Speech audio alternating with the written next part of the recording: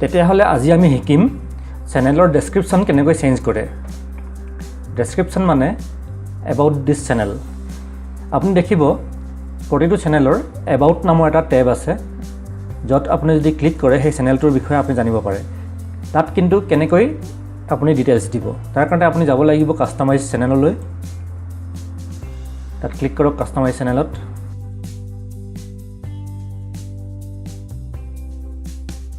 এতিয়া এই লেআউটটো আহি গ'ল পুৰণা লেআউট, আগৰ দিনত এনেকুৱা আছিলে।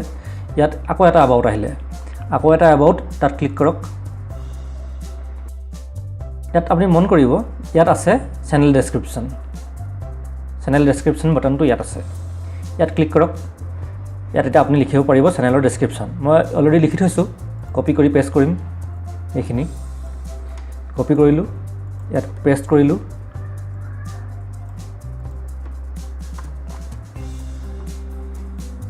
এতিয়া ডান কৰিব। হৈ গ'ল, ছেভ হৈ গ'ল।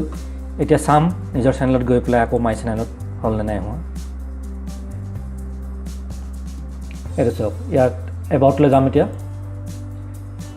দেখাইছে, তাৰমানে ডেছক্ৰিপশ্যন দিয়া হৈ গ'ল।